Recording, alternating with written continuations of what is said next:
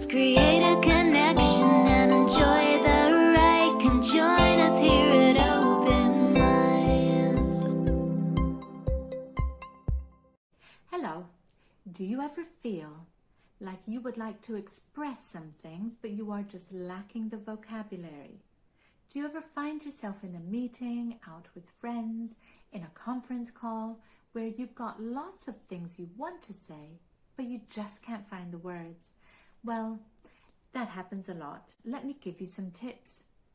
What you could do is to try to increase the amount of English that you are exposed to every day. Not everybody has time or resources to spend a couple of months in England or in America or in another English-speaking country. What we can do is increase the amount of English we are exposed to in our own house. How can we do that? Well, how do you spend your downtime at home? If you're like me, you like to watch TV shows, you like to browse through websites on your smartphone or on your tablet. Perhaps you like to read the news and catch up on the current affairs. Why don't we do a little bit of that in English as well? Now, the key is to make it fun. Don't overexpose yourself. Don't go too strong on it, or you will lose interest. It will be too difficult. Why don't we proceed in little steps? For example, are you watching a series, a TV show, every evening just to relax? It shouldn't be too hard if a little bit of that series is in English. For example, why don't you try alternating episodes in English and Italian? And the ones you watch in English, you can watch with English subtitles. Perhaps you can watch it in English once and then in Italian. My tip would be not to pause every time you don't understand. It would make the whole show go too slow and you would get bored. Try and go through the show with the subtitles and try and understand from the context. You know that lots of language in English is colloquial. It's full of idiomatic sentences, phrasal verbs. That's why it's difficult. But the more you hear them, the more you understand from the context naturally. Try it.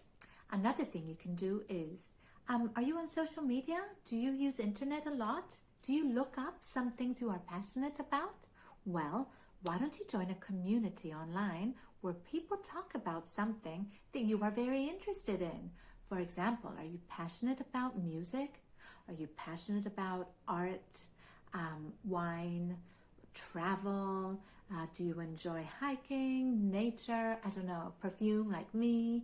Why don't you find a community online where the main language is English, where people from all around the world get together to talk about this topic in English? So you can read posts and you can do research and you can also exchange tips and information with other people. And at the same time, pick up some new expressions. Another tip is to check out the international news from the international site. Perhaps every evening you can read one article or just the titles from a big international English-speaking news source. For example, CNN International, The Guardian, the New York Times. Why don't you just try to browse the titles? And if you see an article that catches your interest, perhaps you can try reading it in English. Don't be too academic in this. Otherwise, you will feel too tired. Try to read it. And again, try to understand vocabulary from context. You can go back to look at the words, reread the sentence, see if you can understand it before giving up. If you prefer, of course, you can always look the word up. But it's a good exercise for your mind to try to understand by yourself. Perhaps you will have a word or an expression stuck in your head for a few days. And if you keep going with exposure to the language, one day you will go, that's what it means. Give it a try.